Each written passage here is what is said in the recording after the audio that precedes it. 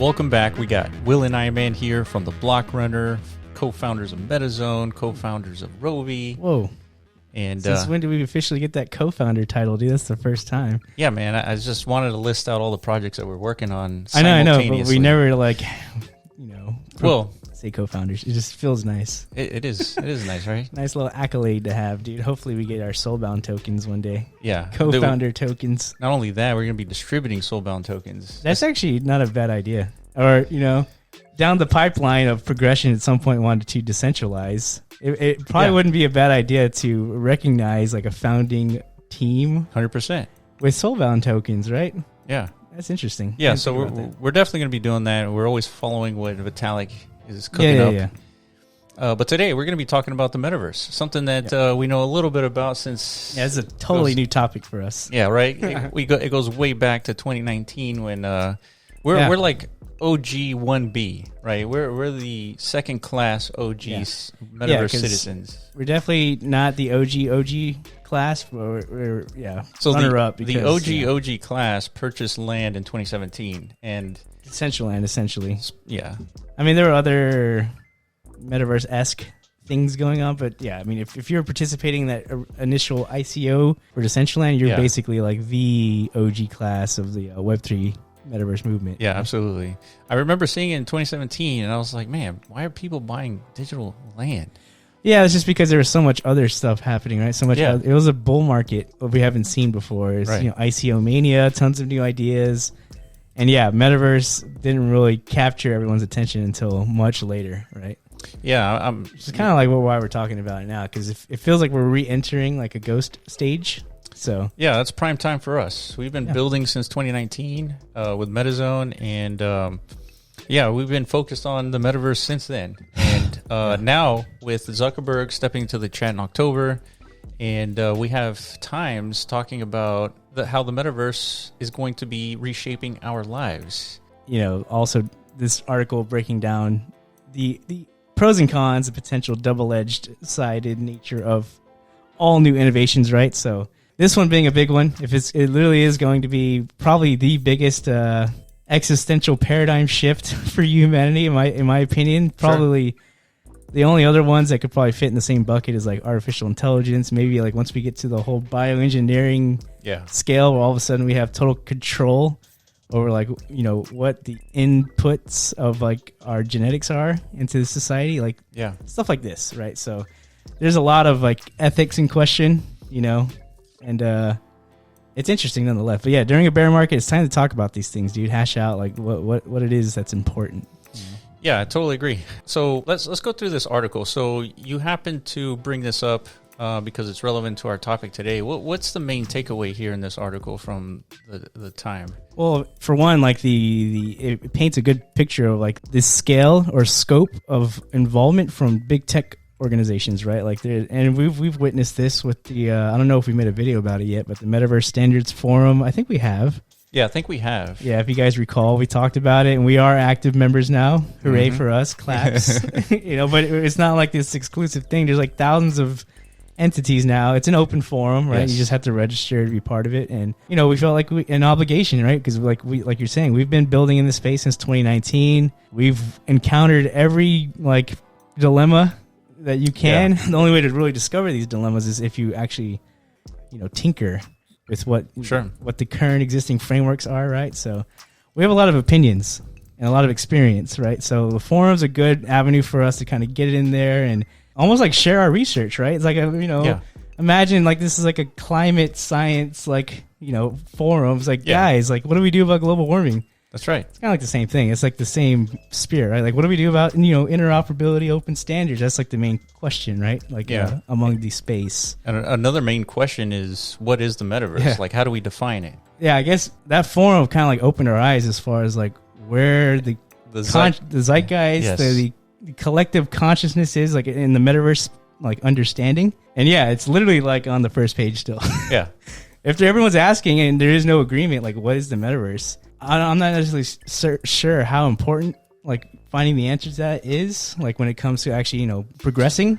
I think it is important. I think it has to be like achieved or understood, and like a consensus needs to be Well, defining it specifically, I don't think it's as important as understanding the implications of what the metaverse means, not what it is. Okay. And what it means is the potential of bringing on anyone from across the globe onto this digital nation where they can have jobs and eventually have a digital life where they can perform complex financial activities in the real world, but in the digital space. Yeah. Basically become citizens. Yeah. Like we do, like we all are in our physical realities, right? That's right. But not by choice. Well, I guess you can nowadays. I mean, if you have the resources and the means to kind of like pick and choose your, geographic destination, that's right. and like which economy you want to be, engaged within or participate in. But you're basically locked in once you're in that situation, right? You can't really traverse from a exactly. I mean, it's difficult, but it's doable. But the point is, this is what makes like our modern day physical reality operate at such efficient levels. At least over the last 100 years or so, it's been pretty efficient. Decent. Sure. It's been like a constant uptrend. So we're gonna have to replicate these same activities, these same incentives, the same like human activity. Yeah, just financial activity. Yeah. In the virtual space. In the virtual space, right. Yeah. So I think one of the more important things about the metaverse is that capability, the complexity that's happening in the real space will be happening in the metaverse. And we have to be careful with kind of defining what this means, because if we define it wrong, we're going to be sort of all pointing in the wrong direction. Yeah. Where we should be trying to onboard billions of people into the metaverse, many of whom are disenfranchised and don't have economic ability in their own country, because whenever you're born, you're randomly put on Earth on a random, country. Yeah. And depending on which country you're born into, you have certain, opportunities that other people in other countries do not have. And so with the digital metaverse, now you're talking about participating in an economy where it doesn't matter where you live. Mm-hmm. And so you have a lot more opportunities you can participate in rather than just looking locally. Yeah. And I think that's what the point of the metaverse is. That's why it matters now, because of blockchain. Yeah. Like, why didn't we come up with the Metaverse Standards Forum 10 years ago?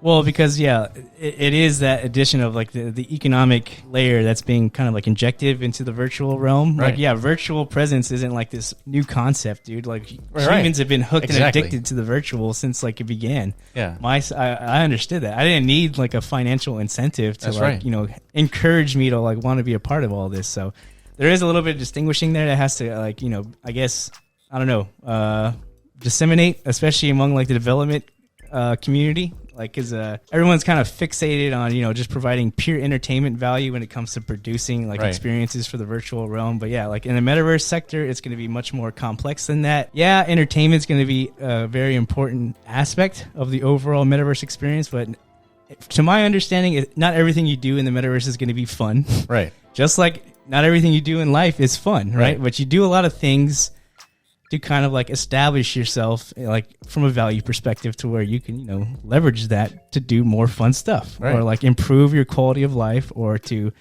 if we pull up the Maslow's hierarchy of needs pyramid to get up to that self-actualization point. Yes. Right. Like that literally is life's struggle, life's purpose, right? Is to get yourself up that hierarchy. And I don't know, I guess it's debatable, like among, philosophers, economic theorists, whatever, whether or not we should attempt to, re-inject these same principles into the virtual space. Like maybe this is an opportunity for us to have a clean slate and come up with new economic models for humanity. Sure. It provides a more valid testing ground for new economic models. Oh yeah, for sure. Because now, we're seeing the limits of our financial system via fiat currency. And in the metaverse, we have cryptocurrency where you can design your own tokenomics.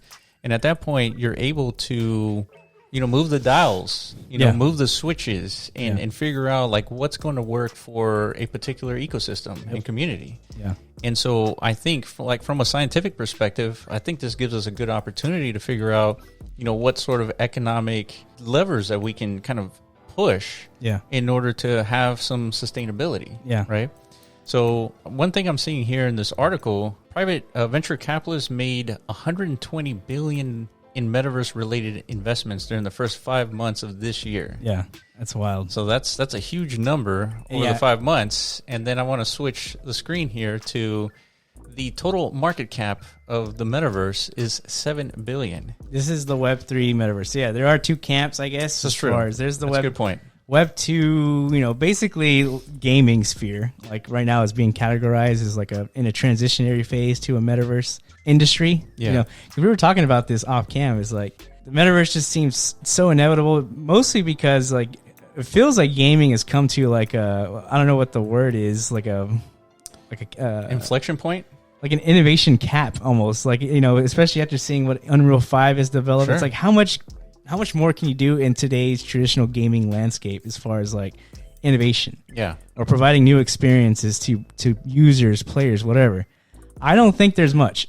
Like how many new game modes exist out there? I mean, I'm sure there are many, but is that really like, are we going to go much further from here? So I don't think so. I think, the next realms are going to be VR related, because that is like a whole new experience layer that like, humanity has not like adjusted to. Right.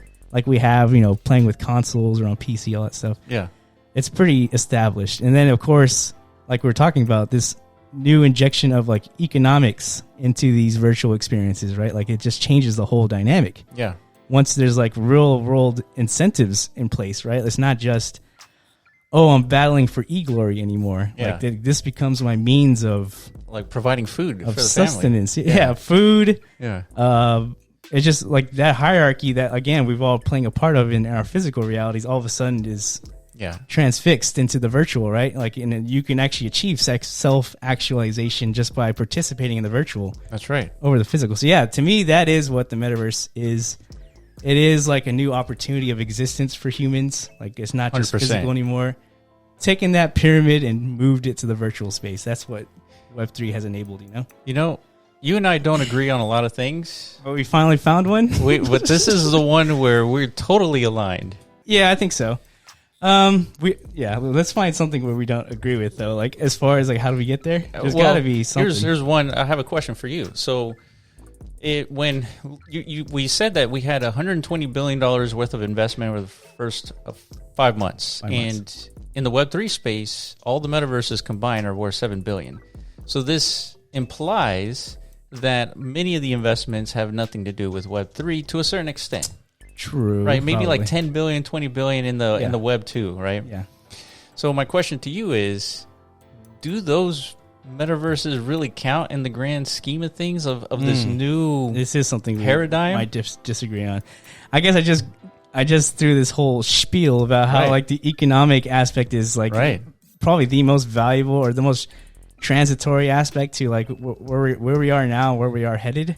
I guess like from our virtual perspective. So yeah, I guess can a Web 2 metaverse really call themselves a metaverse? In other words, like where it's like Facebook world. Yeah. And I don't think they're going to create a metaverse that's not blockchain integrated. That's not. Yeah. Okay.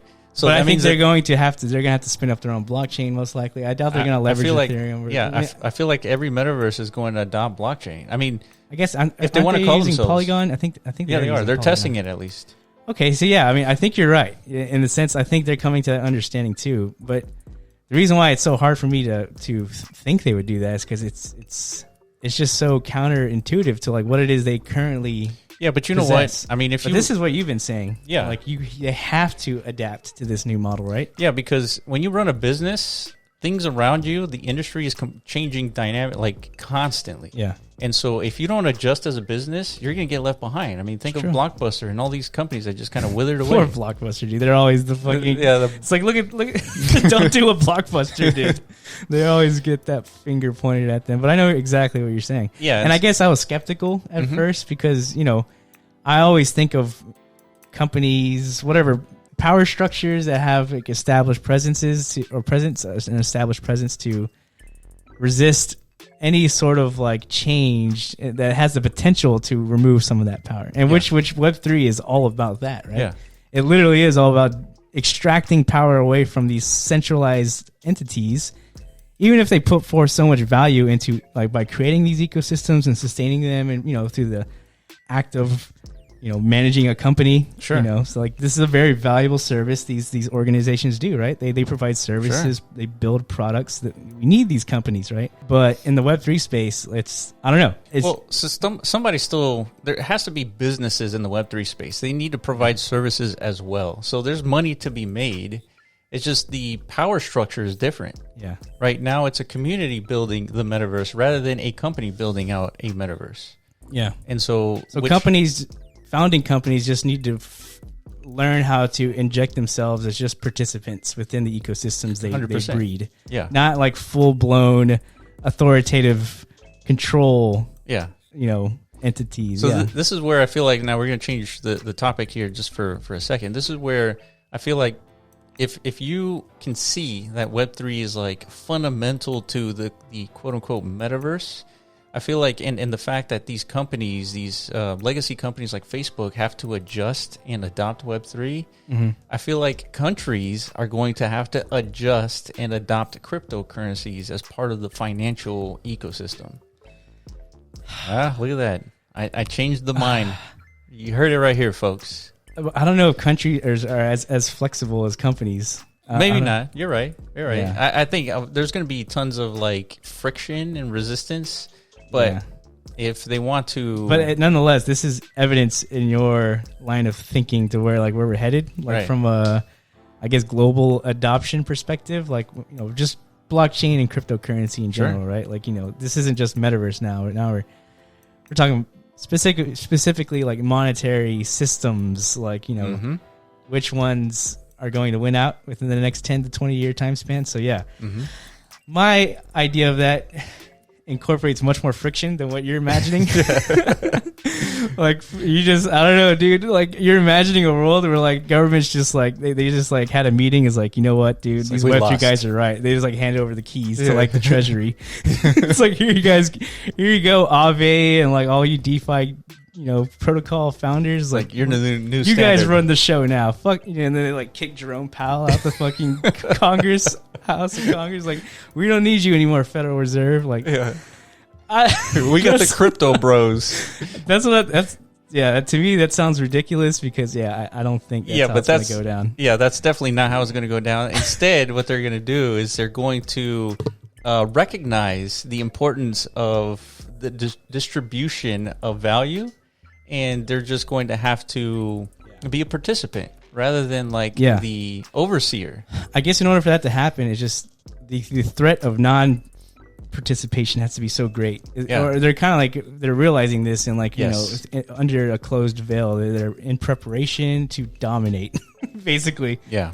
And I guess all these investments imply, if you're right, in order for a true metaverse to be constructed and to sustain, it has to incorporate all these Web3 economic principles and stuff like that. Yes. Then we're not going to see Decentraland at number one in Sandbox. We're going to see whoever that $120 billion is being invested in these first 5 months. Yeah. This market cap board is going to be much more populated, and you're going to see Nvidia's and but you know what, there's Google metaverses and stuff like that. But think about the team at Decentraland and Sandbox and Axie and Engine, all these Web3 native companies, native metaverses, they've all seen the problems. Yeah, there's built-in value in all these companies, and so I think they're going to be main competitors. Oh yeah, with Web2. Totally. Metaverses. Yeah, I totally agree. In Decentraland, I think its value proposition always is going to be that OG metaverse, right? It's just like Bitcoin, not the most functional of cryptocurrencies or optimal tech wise. Same with Decentraland, not the most functional, development friendly, it still works. You could build cool shit there, but I'm pretty sure the $120 billion, VC backed, wave institutions. Yeah, institutional wave that's on its way to the metaverse space is going to create much more. Yeah. What we are going to probably categorize as Metaverse 2.0 type shit. Yeah, for sure. Right now, that's a good point, dude. That's such a good point. They're going to take what these first companies have made a misstep on, and then they're going to inject their infinite resources and infinite experience in building games and virtual environments, and they're going to be blow all our socks off pretty much. For sure. And this is why we're talking about it, because this is the opportunity everybody has right now listening to this doing your own research. You don't get many opportunities in life to like be this early and like position yourself, however that may be. Like if you don't have a lot of money, learn 3D skills, because that's going to be like one of the hottest commodities you can have. Yep. Because all these virtual worlds are going to need creators. So learn how to create stuff. Doesn't matter if you're old, if you're young. Yeah. Build something. And all that stuff's free. It's doable. Yeah. Right? It's on YouTube, everything. Yeah. Or if you do have some money, pay attention to this page. Yeah. Do your thing. Yeah. All right. Well, that's we covered the metaverse. We covered the definition of what the metaverse is going to be and what Web3 adoption rate will be for many of these companies. Yeah. And if you have any disagreements, let us know in the comment section below. And also let us know what you think. Do you think the metaverse is going to be a big deal, or do you agree with these pundits saying that it's going to be a multi-trillion-dollar industry in like the next decade? Yeah. Or just a total flop. Or a flop, yeah. Yeah, let us know in the comments. Make sure you follow us on Twitter at the Block Runner, Metazone.io, and Rovi AI. And we will catch you in the next video. Peace.